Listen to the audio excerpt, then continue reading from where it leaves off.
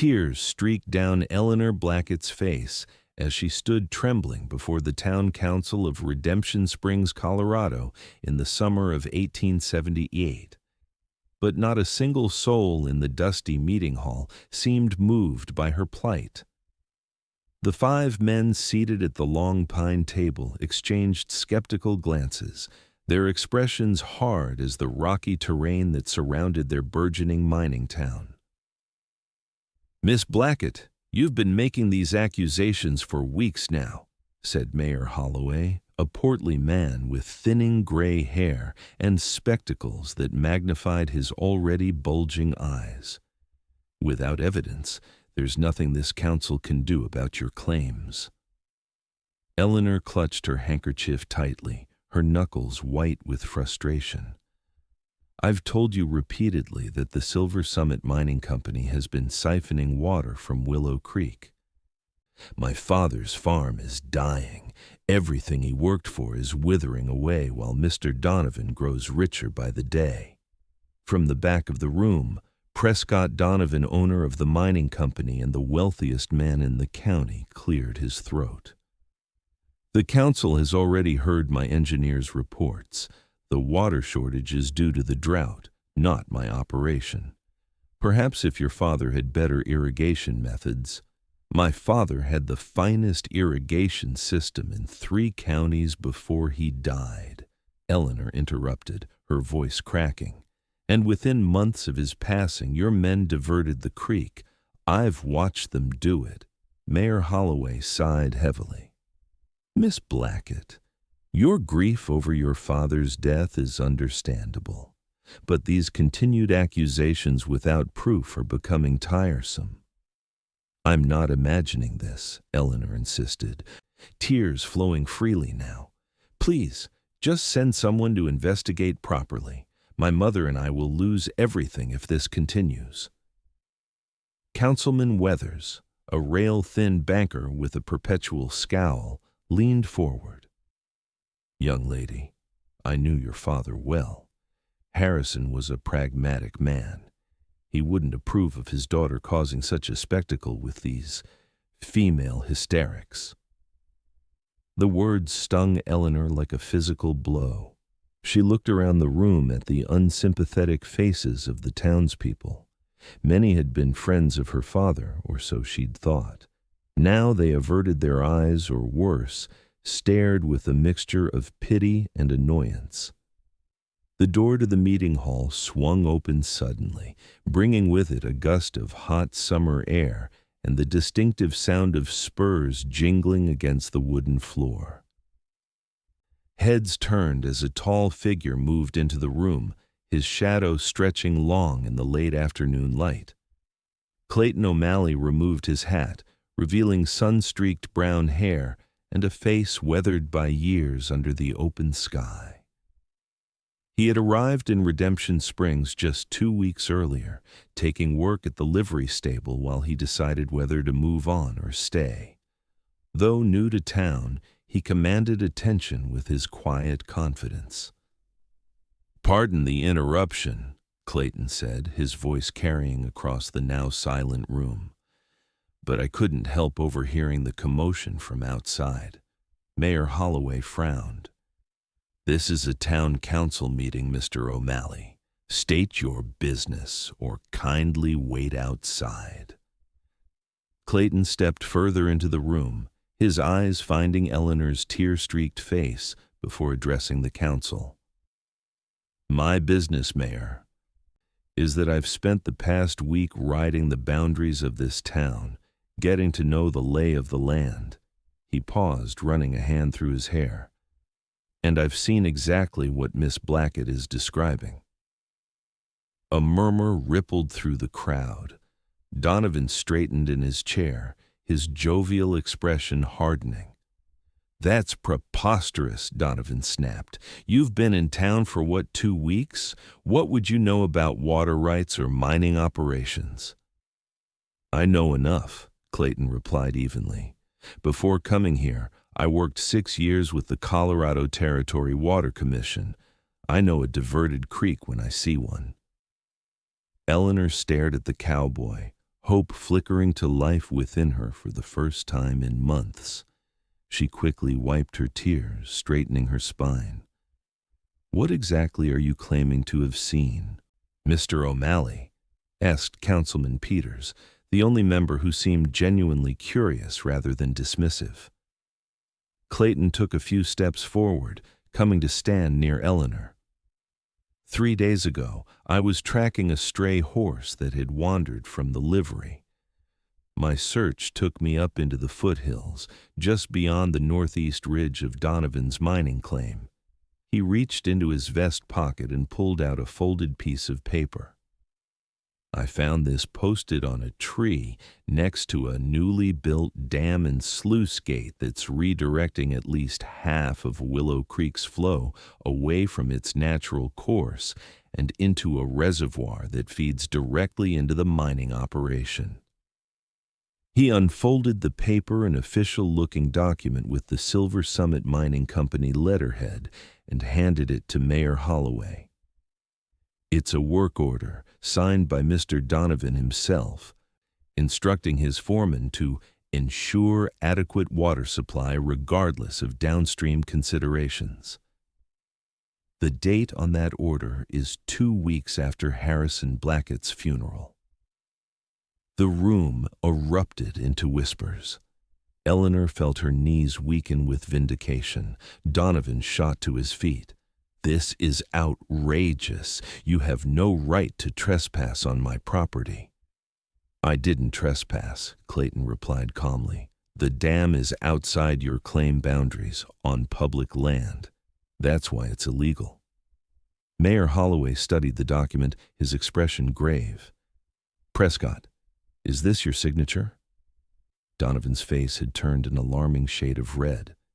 That must be a forgery, or taken completely out of context." Clayton reached into his saddlebag again and produced a small leather-bound book. "I also took the liberty of sketching the dam and making notes about its construction and location, with coordinates." He opened the book to reveal detailed drawings and measurements. "I've documented similar water disputes across 3 territories. This one's as clear as they come." Eleanor watched in astonishment as the council members began to examine Clayton's evidence with newfound interest. The same men who had dismissed her tears moments ago were now frowning and muttering among themselves. "We'll need to investigate these claims properly," Mayor Holloway said finally. "There's more," Clayton said, his voice dropping slightly as he turned to look at Eleanor. Something in his gaze made her heart beat faster. "While I was up there, I saw Miss Blackett." All eyes turned to Eleanor. She was trying to remove some of the smaller barriers herself, all alone with nothing but determination and her bare hands, trying to restore water to her family's farm. Clayton's voice grew rough with emotion. When she couldn't move the heavy logs, she sat down and wept. Not the kind of tears you've seen here today, but the quiet, desperate kind that come when you think no one's watching. A hush fell over the room. Eleanor felt heat rise to her cheeks, mortified that someone had witnessed her moment of weakness, yet touched by the respect in Clayton's voice as he described it. "I didn't approach her then," Clayton continued. "Figured she deserved her privacy. But watching her today, still fighting when no one would listen." His voice faltered slightly. "Well, I couldn't stay silent." To Eleanor's shock, she saw Clayton's eyes glisten with moisture. This strong, capable man was moved to tears by her plight. "The Blackett farm was one of the first in this valley," he said, addressing the entire room now. "Harrison Blackett helped half of you establish your own homesteads, and this is how you repay his daughter, by dismissing her as hysterical when she's just trying to save what her father built." A single tear tracked down Clayton's weathered cheek, which he made no move to hide. "I may be new here, but even I know that's not right." The sight of this stranger, this cowboy crying on her behalf, broke something open in Eleanor's heart. Her own tears, which had momentarily stopped, began flowing again in earnest. Councilman Weathers shifted uncomfortably in his chair. "Now see here. We didn't mean to—" "You called her hysterical," Clayton interrupted. "I heard it clearly from outside, yet she's been telling you the truth all along." Mayor Holloway cleared his throat, looking genuinely chagrined. "Perhaps we've been hasty in our judgments." Prescott Donovan looked around the room, sensing the shifting mood, his face contorted with anger. "You're all going to take the word of this drifter and a grieving girl over mine? I built this town. My mines employ half the men here." "And that's why they've been afraid to stand up to you," Eleanor said, finding her voice again. "But my father wasn't afraid, and neither am I." Clayton turned to her, admiration clear in his eyes.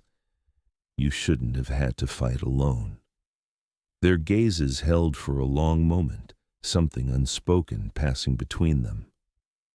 Mayor Holloway stood up, bringing his gavel down sharply. "This meeting is adjourned. The council will reconvene tomorrow morning, and we will ride out to inspect this dam personally." He looked at Donovan sternly, "with the sheriff in attendance." As the crowd began to disperse, murmuring amongst themselves, Eleanor turned to Clayton. "Why would you do that for me? You don't even know me."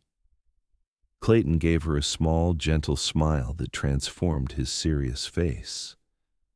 "Sometimes you just know when something's worth fighting for."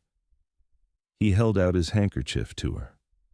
"Besides, my ma raised me to recognize the difference between right and wrong." Eleanor accepted the handkerchief, their fingers brushing briefly. "Thank you doesn't seem adequate." "It's more than adequate," Clayton assured her. "Would you allow me to escort you home, Miss Blackett? I imagine this has been quite a day for you." As they stepped out into the fading light of the summer evening, Eleanor felt something she hadn't experienced in months, hope, and perhaps something more, something new and unexpected, stirring in her heart. The following morning dawned clear and bright, with the sky so blue it hurt to look at it directly.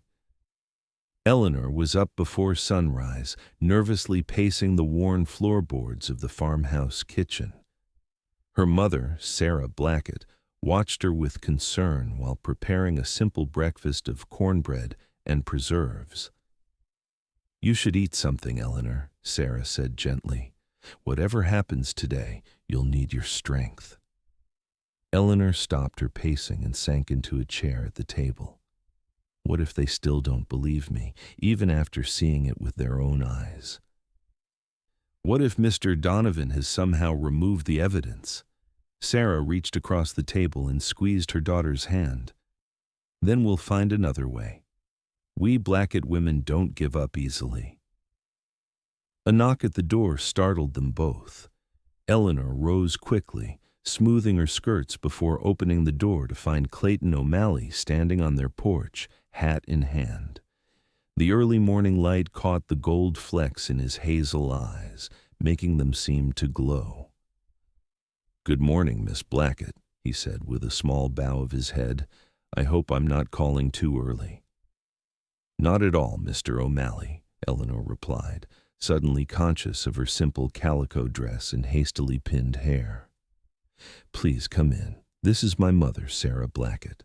Clayton stepped inside, greeting Sarah with the same respectful courtesy he'd shown Eleanor. "Madam, it's a pleasure to meet you." "The pleasure is mine, Mr. O'Malley," Sarah responded warmly. "Eleanor told me what you did at the council meeting yesterday. We're both very grateful."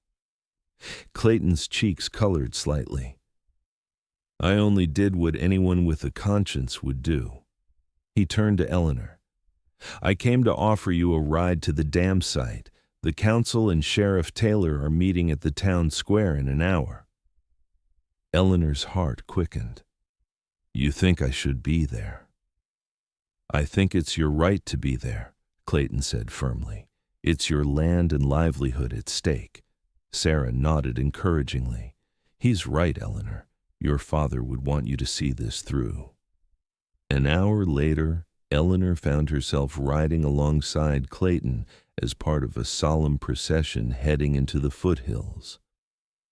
Mayor Holloway and the 4 councilmen led the way, followed by Sheriff Taylor, whose expression remained carefully neutral. Behind them came Prescott Donovan, flanked by 2 of his mining engineers who carried rolled maps and ledgers. Several townspeople had joined as well, curiosity overcoming their usual deference to Donovan's authority. As they climbed higher into the hills, the landscape grew more rugged. Eleanor couldn't help noticing how naturally Clayton sat his horse, moving as one with the animal over the difficult terrain. Occasionally their eyes would meet, and he would give her a reassuring smile that somehow eased the knot of anxiety in her stomach. Almost there, Clayton said quietly as they rounded a bend in the trail. Are you ready for this? Eleanor nodded, squaring her shoulders. I've been ready since the day I discovered what he'd done. When they finally crested the ridge overlooking Willow Creek, there was a collective gasp from the group. The evidence was impossible to deny. A substantial wooden dam stretched across the creek bed, diverting most of the water through an elaborate system of sluices that disappeared into the mining property. Below the dam, the once vibrant creek had been reduced to a trickle, barely enough to sustain the wildlife that depended on it, let alone irrigate farmland. My God, Mayor Holloway breathed, removing his spectacles to clean them, as if the smudges might be responsible for the damning sight before him. Sheriff Taylor turned to Donovan, whose face had gone pale. Care to explain this, Prescott? Donovan's mouth opened and closed several times before he managed to speak. This is a misunderstanding. My engineers advised that some water redirection was necessary for safety reasons. We never intended to cause hardship downstream. One of the engineers shuffled uncomfortably, avoiding his employer's gaze. Clayton dismounted and helped Eleanor down from her horse. Together they approached the edge of the ridge where the council members stood surveying the scene. As you can see, gentlemen, Eleanor said, her voice steady despite the emotions churning within her. This is exactly what I've been trying to tell you for months.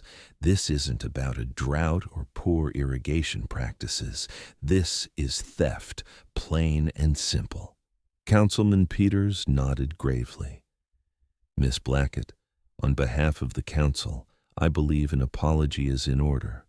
We should have taken your concerns seriously from the beginning. Apologies won't save my crops, Eleanor replied, though without bitterness. What I need is for the water to be restored to its natural course, and quickly. Mayor Holloway turned to Sheriff Taylor. Prescott Donovan, you are hereby ordered to dismantle this illegal dam immediately.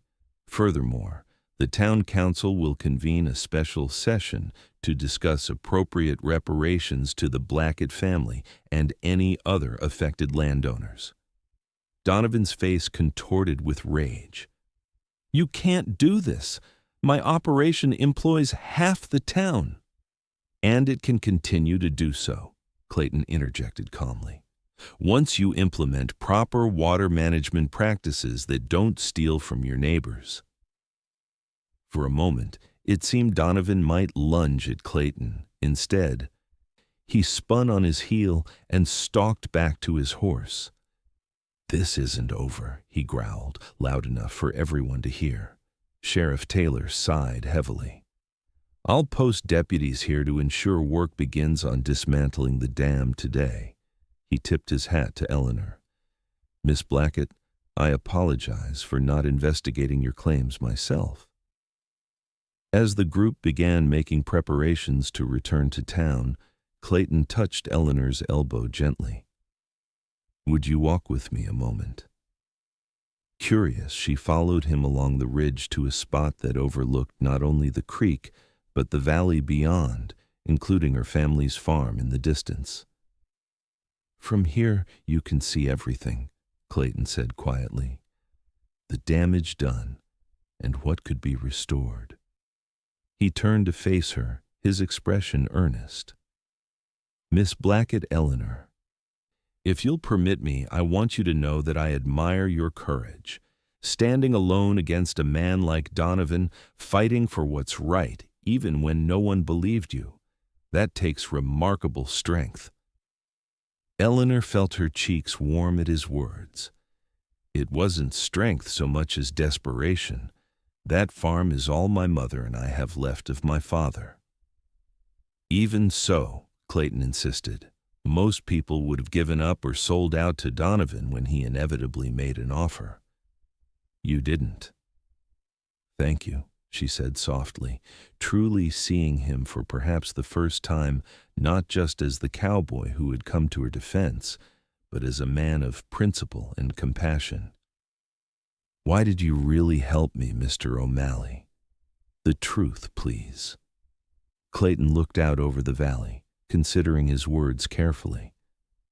"When I first arrived in Redemption Springs, I was just passing through. Another town on a long road of towns since the war." He paused, a shadow crossing his features. "I've seen too many places where good people stay silent in the face of injustice because they are afraid or because it's easier." He turned back to Eleanor, his gaze intensely focused on her face. "Then I saw you at the creek that day, fighting a battle you couldn't possibly win alone, but fighting anyway. And something in me woke up. Something I thought had died a long time ago." Eleanor's heart quickened at the raw honesty in his voice. "And what was that?" "Hope," Clayton said simply. "Hope that there are still things worth fighting for in this world, people worth fighting for." The way he looked at her left no doubt about his meaning. Eleanor found herself stepping closer to him, drawn by an invisible force she couldn't name. "I think," she said carefully, "that my father would have liked you very much, Mr. O'Malley." A smile touched Clayton's lips. "I hope so. And I hope you might call me Clayton, at least when we're not in company." "Clayton?" she repeated, liking the way his name felt on her lips. "Then you must call me Eleanor." Something shifted between them in that moment, a door opening to possibilities neither had anticipated when the day began. "Eleanor!" Sarah Blackett's voice called from below. She was climbing the path toward them, her face alight with joy. "The sheriff says they'll have enough water flowing back to our land by nightfall. We might still save the western fields if we work quickly." Clayton stepped back, respectfully giving mother and daughter space for their celebration. But Eleanor reached out and caught his hand. "We couldn't have done this without you," she said, including him deliberately in their victory. His fingers tightened around hers briefly before he released her hand. "You had the truth on your side all along. Sometimes truth just needs a witness." As they made their way back down the hill to rejoin the others, Eleanor found herself wondering if Clayton O'Malley might stay in Redemption Springs after all, and what that could mean for her future, a future that suddenly seemed full of unexpected possibilities. The dismantling of Donovan's dam progressed steadily over the next 3 days. True to the sheriff's word, water began flowing back to its natural course that very evening, bringing life-giving moisture to the parched Blackett farmland. But the damage from months of deprivation couldn't be undone overnight. Many crops were beyond saving, and the family faced a difficult year ahead. Word spread quickly throughout the county about the showdown at Willow Creek. Neighbors who had kept their distance either out of deference to Donovan or embarrassment at their own inaction began appearing at the Blackett farm, offering help with irrigation repairs and crop salvage. Clayton came every day, working from dawn until dusk alongside Eleanor and the volunteers. His knowledge of water systems proved invaluable as they redesigned the irrigation channels to make the most of the restored flow. In the evenings, he often stayed for supper, entertaining Eleanor and her mother with stories of his travels throughout the Western Territories. "You seem to know an awful lot about farming for a man who claims to have spent most of his life on horseback," Sarah observed one evening as they sat on the porch after dinner, watching fireflies rise from the meadow grass. Clayton chuckled, leaning back in his chair. "I grew up on a farm in Missouri before the war. 5 brothers and 2 sisters, all of us working the land alongside our parents. I left home at 17 to join the Union Army and haven't stayed in one place long since then." Eleanor, sitting nearby with her mending, looked up with interest. "What made you join the Water Commission after the war?" A shadow passed over Clayton's face. "I saw too much destruction during those years, wanted to be part of building something instead." He paused, seeming to debate whether to continue.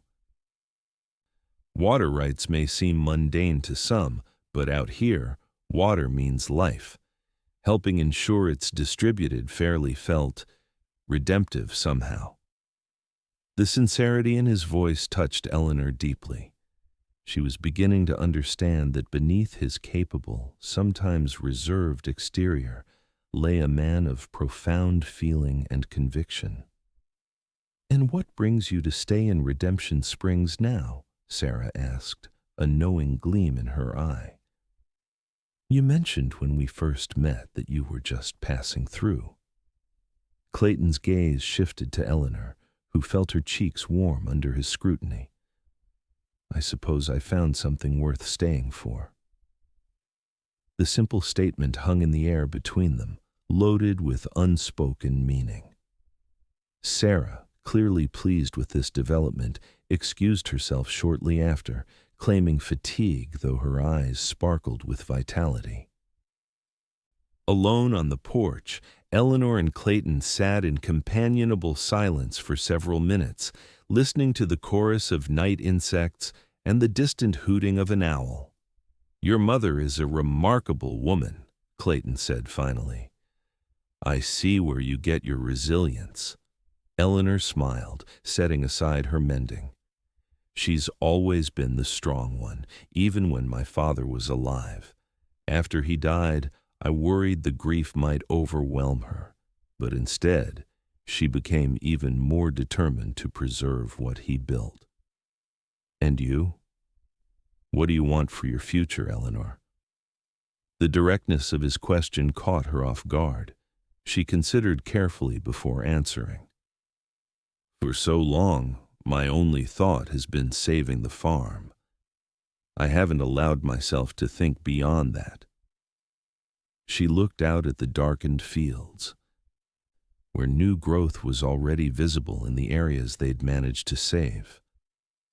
"But now, I want to make something of this land that would make my father proud, something that's also mine, not just an inheritance I'm protecting."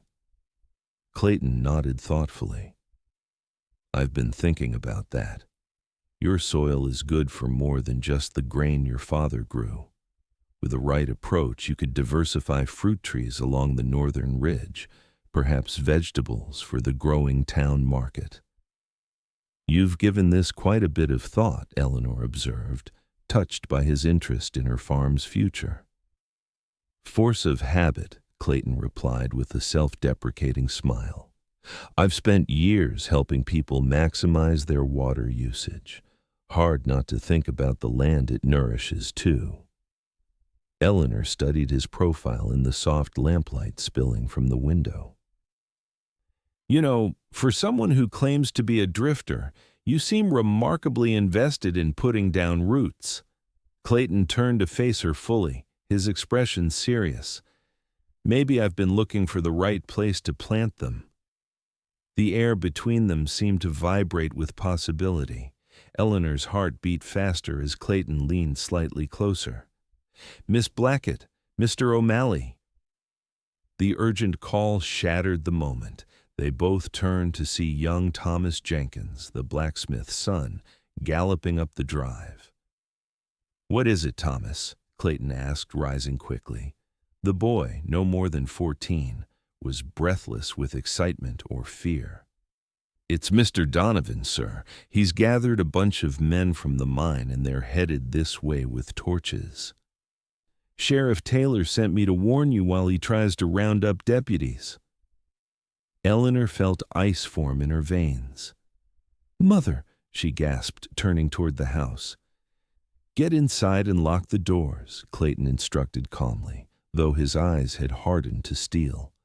"Thomas, ride back to town as fast as you can. Tell the sheriff we need help immediately." As Thomas galloped away, Eleanor grabbed Clayton's arm. "You can't face them alone. There must be 20 men working those mines." "I don't intend to fight them," Clayton assured her, gently removing her hand but keeping it in his. "But I won't let them threaten you or damage your property either." He squeezed her fingers. "Trust me, Eleanor. Please get your mother somewhere safe." Something in his steady gaze convinced her to do as he asked. She hurried inside to wake her mother, explaining the situation in hushed, urgent tones as they moved to the back of the house. Through the kitchen window, Eleanor could see Clayton calmly loading a shotgun on the porch, his movements deliberate and practiced. It wasn't long before the sound of approaching horses filled the night air. Eleanor peered cautiously through the curtains to see a line of torches moving up the drive, illuminating Prescott Donovan at the lead. Behind him rode about a dozen men, some looking determined, others uncomfortable. Clayton stood on the porch steps, shotgun held loosely but visibly in his hands, as the riders approached the house and formed a semicircle in the yard. "Evening, Donovan," Clayton called, his voice carrying clearly through the night air. "This is private property. State your business or move along." Donovan's face, illuminated by torchlight, was contorted with rage and alcohol.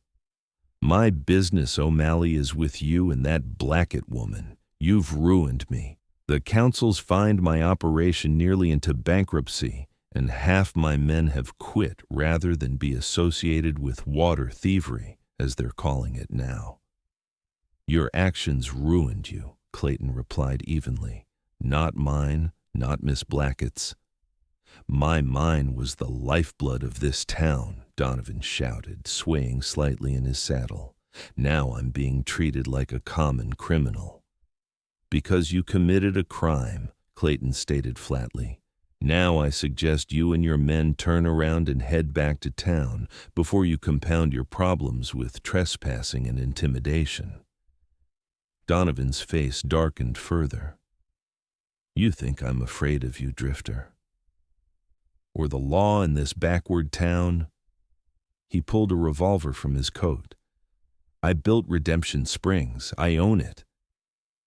Several of the miners shifted uncomfortably, clearly not having anticipated violence when they'd agreed to ride with their employer. Eleanor could remain hidden no longer. Despite her mother's whispered protests, she moved to the front door and stepped onto the porch beside Clayton. "Mr. Donovan," she called clearly, "my quarrel was never with your mining operation itself, only with the theft of our water. There was room enough in this valley for both our enterprises if you'd been willing to share the resources fairly." Donovan sneered at her. "Listen to the little farmer's daughter talking about enterprises. What do you know about business or progress? Your kind is becoming obsolete in the New West." "That's enough," Clayton said, his voice dangerously quiet. He moved slightly, positioning himself more directly between Eleanor and Donovan's gun. Or what, Cowboy? Donovan taunted. You'll shoot us all. He gestured expansively with his revolver. You're outnumbered, and after we're done teaching you both a lesson, who do you think the good citizens of Redemption Springs will believe? The man who's provided their livelihoods for years, or a drifter and a hysterical woman? The word hysterical hit Eleanor like a physical blow, reopening the wound of disbelief and dismissal she'd endured for months. I believed her, came a voice from the darkness beyond the torchlight. All heads turned to see Sheriff Taylor emerging from the shadows, rifle in hand. Behind him stood Mayor Holloway and at least 15 townspeople, including all 4 council members. We all believe her now, the sheriff continued, moving to stand beside Clayton and Eleanor. And we've heard enough tonight to add threatening behavior and attempted assault to your charges, Donovan. Donovan's face went slack with shock. How long have you been there? Long enough, Mayor Holloway replied grimly. Prescott, I've known you for 15 years, but I don't recognize the man you've become. Put down your weapon and come peacefully, or face the consequences. For a terrible moment, Eleanor thought Donovan might actually fire his gun. Instead, his shoulders slumped in defeat. One of his miners, seeing his boss's resistance crumble, reached over and gently took the revolver from his unresisting hand. I'm sorry, Mr. Donovan, the miner said quietly. This ain't right. We came because you said you wanted to talk, not threaten folks. As Sheriff Taylor moved forward to take Donovan into custody, several of the miners dismounted and approached Eleanor and Clayton. Miss Blackett, said one, removing his hat, most of us didn't know what the boss was doing with that dam. We're sorry for the harm it caused your farm. Another added, if you need help getting your place back in order, you just let us know. Some of us were farmers before the mine, and we haven't forgotten our roots. Eleanor felt tears spring to her eyes at this unexpected offer. Thank you, she managed, deeply moved by their sincerity. That would be most welcome. As the crowd began to disperse, with the sheriff leading Donovan away and the miners heading back to town, Clayton turned to Eleanor. The tension of the confrontation still radiated from his body, but his eyes had softened as they met hers. Are you all right? He asked gently. Eleanor nodded, suddenly overwhelmed by the events of the evening and the emotional roller coaster of the past weeks. I just can't believe it's finally over. Clayton hesitated, then reached out to brush a strand of hair from her face, his touch feather light. Not everything has to end, Eleanor. The depth of meaning in his simple words made her breath catch. Before she could respond, Sarah appeared in the doorway. I think, Sarah said with a knowing smile, that we could all use some hot coffee after such excitement. Clayton, would you be so kind as to build up the fire while I put the kettle on? The invitation to stay, to be part of their home even in this small way, wasn't lost on any of them. As Clayton followed them inside, Eleanor felt something shift and settle in her heart, a certainty that had been growing steadily since the day he'd stood up for her in the town council meeting. This cowboy with the quiet strength and compassionate heart had not only helped save her farm, he'd restored her faith in humanity when she needed it most. And in doing so, he'd laid claim to a piece of her heart that she knew would be his forever. Summer gave way to autumn, and autumn to the first frost of winter. The Blackett farm, while not fully recovered from the water diversion, had made remarkable progress. With Clayton's expertise and the unexpected help from many townspeople, including several of Donovan's former miners, They had salvaged enough of the year's crops to see them through the winter and plant again in spring. Prescott Donovan had been convicted of water theft and intimidation, though his sentence had been relatively light, a substantial fine, and 6 months in the county jail. His mining operation continued under the management of his engineers, but with strict oversight from the town council regarding water usage. On a crisp December evening, with snow dusting the distant mountains, Eleanor stood on the porch, watching Clayton chop firewood in the yard. Over the months, he had become a fixture at the farm, eventually moving into the small cabin that had once housed their ranch hand. His presence had transformed their lives in countless ways. From practical improvements to the farm's operations to the way he made Eleanor's heart race whenever their eyes met. "You're staring again," Sarah teased, joining her daughter on the porch with 2 steaming mugs of coffee. Eleanor accepted one of the mugs with a smile. "Can you blame me? He's been a godsend to us." "To you especially," her mother observed shrewdly. "The way that man looks at you when he thinks no one's watching reminds me of your father." Eleanor's cheeks warmed despite the cold air. "We've become close," Sarah chuckled. "Darling, the entire town is placing bets on when he'll propose. Even Sheriff Taylor has money in the pool." "Mother!" Eleanor gasped, scandalized yet unable to suppress her own laughter. Their conversation was interrupted as Clayton finished splitting the last log and approached the porch, wiping his brow despite the chilly air. "Ladies," he greeted them with a warm smile. "Discussing the weather, were you?"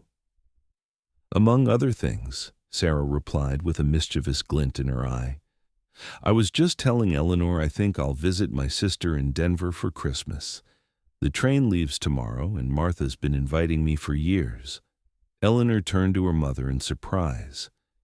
"You never mentioned wanting to go to Denver." "Sometimes a mother knows when to make herself scarce," Sarah said, patting Eleanor's cheek affectionately.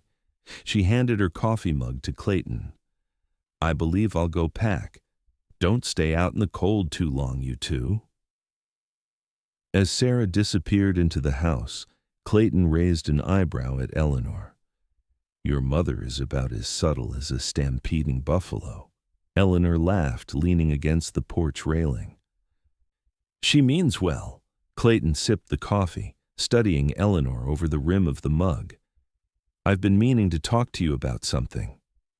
"That sounds serious," Eleanor replied, suddenly nervous at his tone. "It is." He set the mug down and took her hands in his.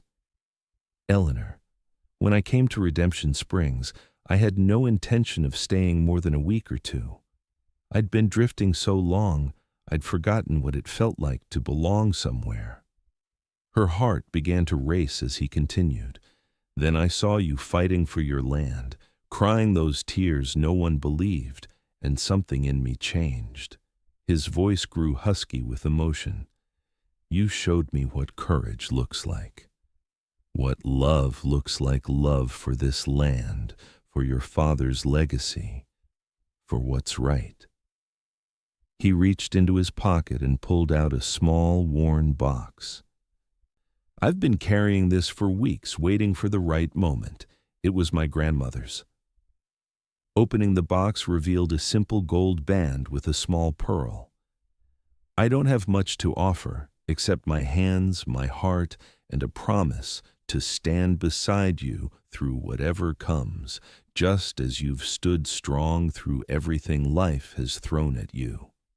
Tears filled Eleanor's eyes, not tears of sorrow or frustration like those she'd shed so often in the past year, but tears of overwhelming joy.